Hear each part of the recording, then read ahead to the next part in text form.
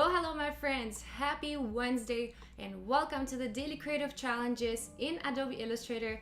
I'm your host, Julia Masalska. Welcome everybody in the chat. We have Christelle, Coley. How are you doing, Lorianne? And Miranda is here. What's up, Katiuska and Wade and Carol? Hi everyone. So welcome to challenge number 7 in Adobe Illustrator. Today is going to be all about creating a custom gradient, which is a super fun tool to play with. And we're going to show, I'm going to show you guys several ways to create gradients. So super exciting. Who of all of you is participating in the 36 days of type? Let me know in the chat. Cool, let's jump right into this, and I'm going to share my screen with you to take a look at our amazing Daily Creative Challenge page.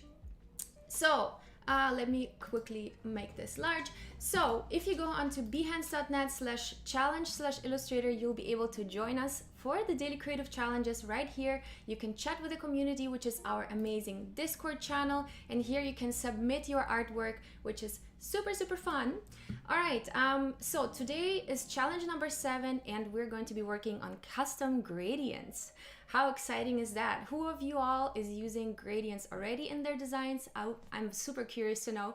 I use gradients so much for my social media, and if you see my feed on Instagram, you'll be able to see that. Gradients are one of my favorite things to do. So we're going to be customizing our background today using gradient mesh, and gradient mesh is just such a fun tool to play with. So if you want to click get started, you'll get access to the starter file, and you'll be able to access this file right here. This is what our starter file looks like. I already created some cool type design for you, and what we're going to be doing today is customizing the background, but feel free to also design your own design on top of here. I'll show you how I have created this design with the letter M. It's really very abstract, and today we really want to focus on the background. So feel free to use this same design and just adjust the background. But if you want to get more creative, of course, feel free to use your own letter and, you know, make it your own. Cool. We have Wade and we have Ted also joining. Friends, so, and we have also people saying that they're using the gradient mesh already. Nick is saying I use them for shading usually. Ah, that's interesting. All right, cool. So if you are joining us from YouTube, make sure to head over to be.net/live. This is where we are going to be, turn hiding off. Okay, I'm not sure why it's not hiding. Okay, now it's hiding. All right, so I don't want you all to see my whole menu during the stream. So friends, let's just jump right into this and let's do some experimenting with our background gradients. So let's take a look at the different ways to create a gradient. The first way to create a gradient is if we go here on our gradient tool, we can turn that on, and we can create ourselves a gradient inside a shape. So let's create a shape real quick. And again, I'm going into the gradient tool and I'm clicking on my shape, and automatically Illustrator is already creating me a gradient. And here I'm able to adjust colors. I'm also able to add colors in here. So if I hover over this white line, let's zoom in here a little bit. So I can then get this plus sign where I can add different colors. And now once I double click into those, I'll be able to adjust the colors, right? So you can double click into any of these points, and then between the different color points, you will find those, those sliders that will help you to transition the color from one side to the other. That will help you transfer the color more evenly, right? So now if I want to go back a little bit, just a little bit, I want to show you all a quick tip on how to create a good flowy gradient, because if we take two colors, sometimes they mix up in the middle and they create a really weird color tone. So let's take a look at how this could look like. So for example, let's say I'm creating a blue, okay, maybe like a blue and a let's say a red. So in the middle, now I'm getting purple, right? So this actually looks pretty good right now, but I can also go in and customize it. So I can add another color in the middle and make it like that perfect purple that I want it to be, right? Or let's try another color combination. So let's say I have a brown and a blue, right? So whenever I create colors like that, and let me remove this one real quick, I have this weird like gray area in between. So I can either move the cursor around and see how I can, you know, adjust this. And let's actually create maybe like, let's see, maybe like a purple and let's see, maybe like a red. Yeah, and here we have this like area in between that's a little bit undefined and almost looks like, you know, that color is a little bit off, right? So here we can go in and create another color that's somewhere in between, and that will give us a more smooth and more colorful gradient, right? So that's one tip for you. Another tip, so once we have this shape ready, right? How do we edit this gradient actually? And what can this gradient tool do for us? So here in my properties panel, by the way, if you don't see the properties panel, go into window and hit properties so that your properties panel is activated. And by the way, feel free to shoot questions in the chat while we are talking through all of these things. I'm definitely happy to answer those here. All right, so once I'm here in my shape, I'm able to still edit the gradient. So you are not lost, right? You can edit gradient, and you can also just simply pull in a new one. And whenever you start pulling a new one, it uses the same colors, but you know, but it gives the direction that you give it while clicking and pulling the gradient into the shape. So that's one tip that you can do. Another tip is that you can move these points around, right? So you can move these points around and you can adjust your gradient and make the color heavier on one side or the other, right? So here maybe something like that makes sense because we have quite a strong transition in the middle. So maybe we want to make it a little bit more smooth and do something like this, right? So this already looks like a pretty good gradient. But my friends, the gradient tool can do way more things. So here we have a gradient that goes from one side to the other.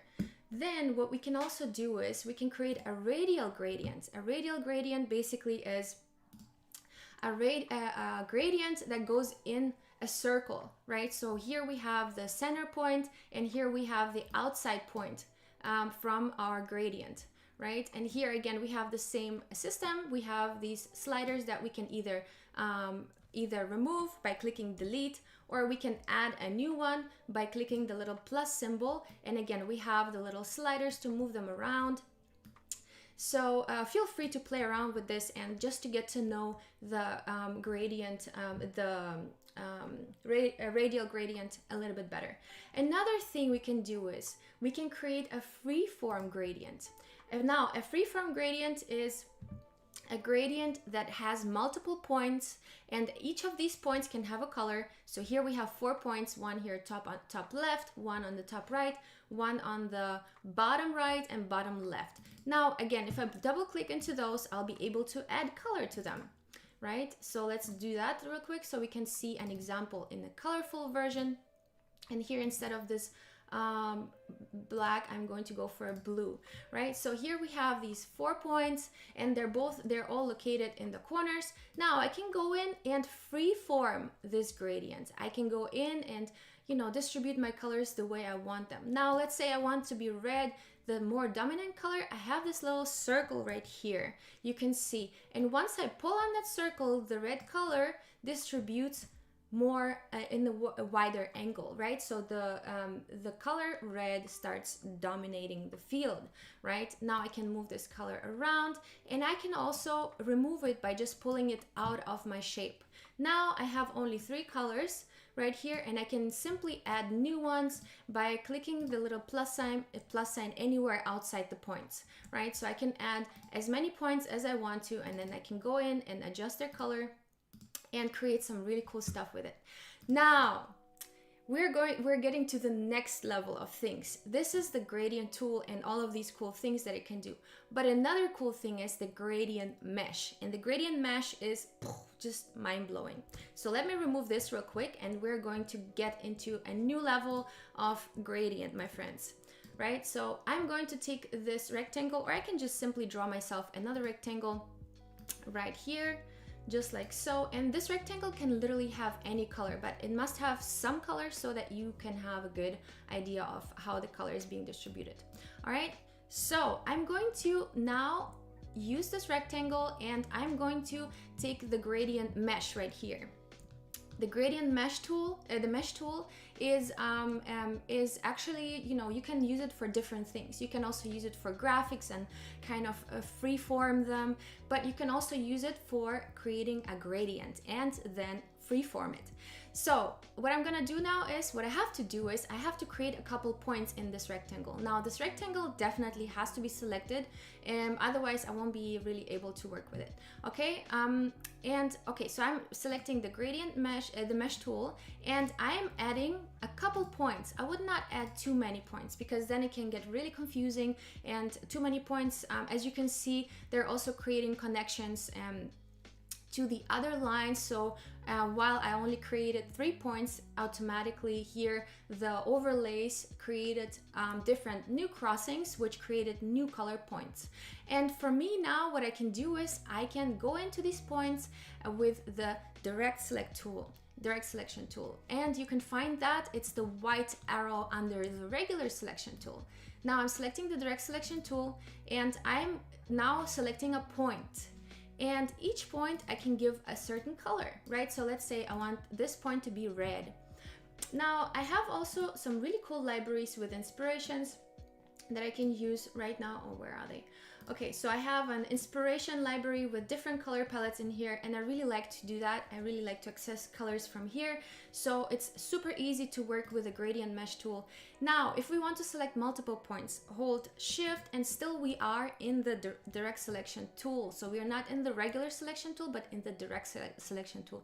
This is the only way we can select this, the separate points and not the whole shape, right? So this is very important. Now I can go in here, holding Shift, I can select multiple points at the same time, and I can give them a certain color, right? Now we can see this looks quite rectangular for now, but let's continue and let's fill all of these colors with all of these points with different shapes. You can also select points by just dragging a little selection box around them, right? So this is what I'm going to be doing, just like so. And you can feel free to select any color you want, any color that will work with your design. So you can also go simple and just use one, like a 2-color scheme. I'm going a little bit more complex on this one. So now I have filled all of these points with different colors. Now the magic comes into play. Right now it looks pretty boring, right? Now the magic comes into play where we can move these points around and we can create ourselves some really cool color flows in this. And it looks almost like when you're painting and you have this color palette where you're mixing the colors in. So this is exactly what it looks like. And I think this is such an amazing tool, and there's so much room to play with it, that it's just simply amazing. Now I can not only move around the points, but I can also turn the handles, and that will distribute the color differently again. So feel free to play around with that. Each point has their own handles, and we can either decrease the handle point, make the distance to the actual point wider. That means the curve of the color flow will change. So as you can see, I'm pulling on the handle and the color flow changes here.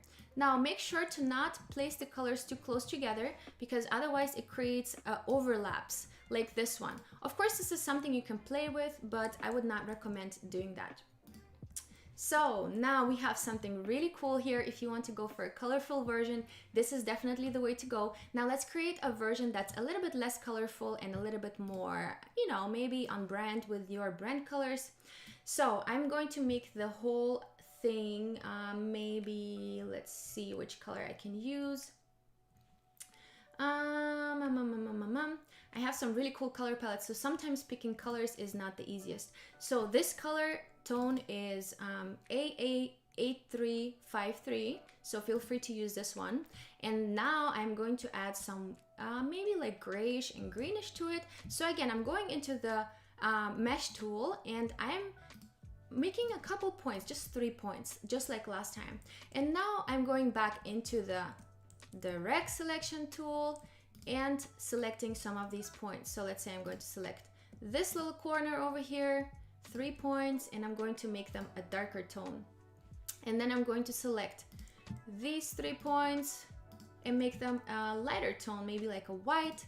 So in this case, my white is an off-white. It's EAE 4D9, and my black is 1F1913, but you can feel free to pick any color you want. So now this looks very minimalistic. Now that we have kind of a couple colors selected here, let's add some white into this one as well. And maybe we want to add some other color into this. So maybe like a nice bright green. So that, I think that will look really cool. So let me actually go in here and remove that white. I want to change it back to that color and maybe add a little bit more green on this side as well. Yeah, just like so. And then here I'm going to add another little blob of black. All right, so we have this you know, square looking distribution now. Now we're going to go back in and adjust the points. So this is where the magic really comes in, because this actually makes it like super exciting. All right, so where the colors are going to be mixing together, just like that. I like to create like swirls basically of color where I'm moving the points around like that, and then I'm going to be turning the these elements a little bit, something like that. Feel free to experiment and, you know, just see how you want to distribute the color. Maybe you want to get a little bit of black over here, like that. Yeah, something like this. All right, so whatever color you prefer. This looks a little bit more minimalistic to me, and I don't want my design to be too colorful, so I'm going to take this one, and to select the shape again, make sure to head to the actual selection tool, to the regular selection tool, so that you can move around the shape. Now we're going to place the shape to the background, holding Command Shift and the square bracket to the left. And now let's just remove this shape here, and we have a really cool background here. Look how cool is this. I think this looks very stylized and it has already a really cool mood to it. Now we can go in and we can unlock our letters, because for you I have tried to make it a little bit easier and I have locked them. All right, let's see if there are any questions. Slow down. Okay. All right, looks like a thermal camera pic. That's an interesting observation. Okay, let's see what else. Miranda is saying this is so pretty, right? So this is the next level gradient that you can do. All right, I wish this mesh gradient was a thing when I was going to high school. Would have definitely make this as a notebook cover. Yeah, especially when you see a hard edge fade into a blur. Yeah, cool. This is fun. I'm getting lost in my colors. Yeah, same here. Awesome. So I want to show you how I have created this little this little M collection here. So I'm selecting the letter M, and I have selected this font that I've been using here as well. Let's see if it's outlined. No, it's not. So I'm going to select my text box, clicking the key I on my keyboard for the eyedropper, and I drop myself this M, and the font for this is Termina Medium, and you can find it on Adobe fonts. So here now I'm going to outline it. Now you can see I have this font, and feel free to choose any letter you want. You can also choose a D, for example, right? So I'm going to, because wait, A, B, C, D. Yeah, so in the 36 days of type, we are going to be at letter D in a couple hours. So I would make sure to, you know, use the situation, and if you're going to participate in 36 days of type, just make it the letter that's the letter of the day. So I'm going to click Command Shift, and oh, now it's outlined. right? Now I have the vector of my D letter. Now, cool thing is, I think I wanted to share that with you all yesterday as well. So we have something that's called a repeat. It's actually a new feature, I believe. So we have a grid here that I want to select. And now I have this really cool way to kind of put these letters together. And here I can adjust the distance of them. So some of you who are working in Adobe XD sometime know about the repeat grid, and this repeat grid was recently added to Illustrator as well. So we can use this repeat grid to create ourselves a pattern. I was actually meaning to mention that yesterday, but I forgot. Anyway, it was fun anyways. And here, so these handles you can pull down, and this is going to be your endless pattern. Feel free to use this feature. Again, this handle at the top here shows the distance between the letters vertically. So what's the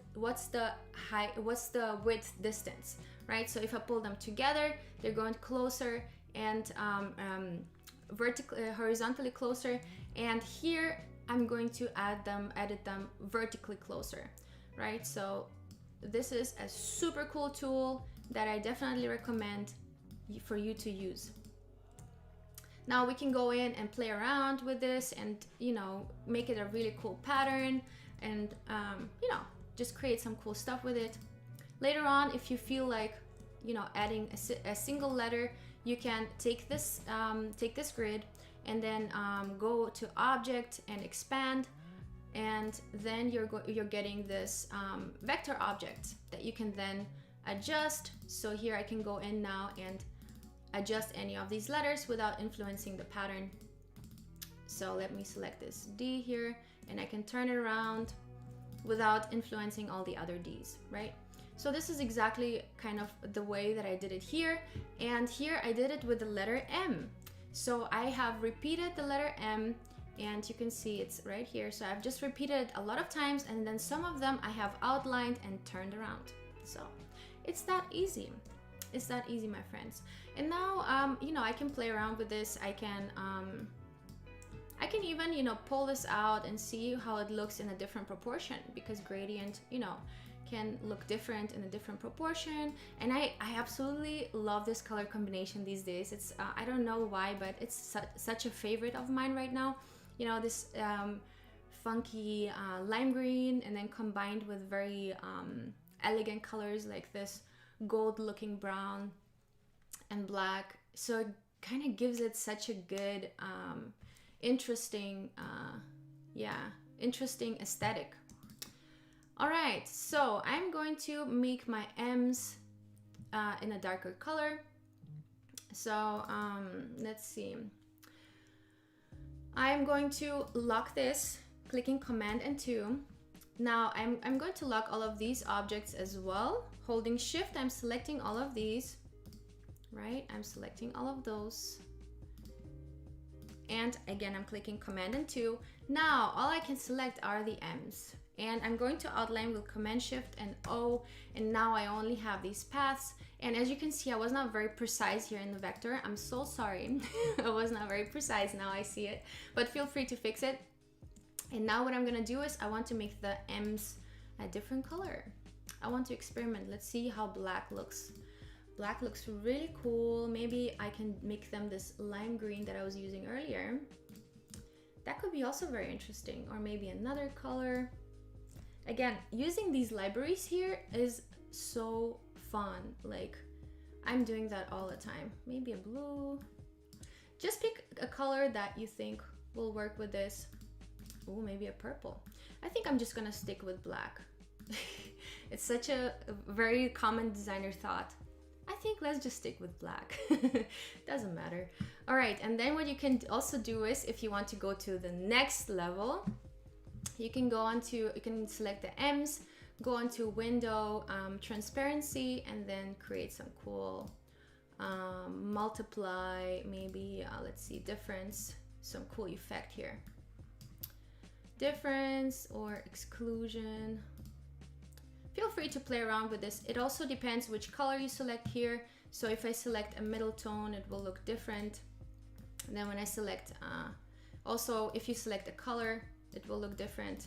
So now I have selected an orange, and you can see that this is already doing some really cool stuff here. Yeah, this is nice. I like this. Okay, so now it's time to export, my friends, and I'm going to go to File, Export, Export As, and here I make sure to click on Use Artboards and export it as a JPEG. All right, export. Here we want to put the resolution at 150 pixels per inch and then RGB. All right, cool. Now I have exported my artwork and I can go head over to Discord. And our Discord link here is this one. So if you are new here and if you're not joined our community yet, head over to bit.ly/AI Discord. And this is where you can find our community. This is where you can post your work. And this is what it looks like. Here, I'm going into the challenge hashtag. That's very important to post it there. Head over to the little plus symbol and post your work here. Select your file. You can also just drag and drop your file into the chat. That works as well. So just pick and choose whatever you prefer better. All right, friends, let's see if we have any last second question. Just made an outline of a letter and I'm trying to create a mesh in it like we did, but that's not working. Is it supposed to? Outline of a letter, you will have to create, go onto path, outline stroke, and then you'll be able to create a mesh inside the outline. All right, my friends. So hopefully you all are going to do a great job on the challenge. I have seen some really amazing submissions. So I'm looking forward to see your designs, and I'm looking forward to answer any questions if you have in Discord. Feel free also to follow me on Instagram and tag us with AI Daily Challenge for your challenge submissions on any social media. And I will see you tomorrow for challenge number 8. Have a great day. Bye bye.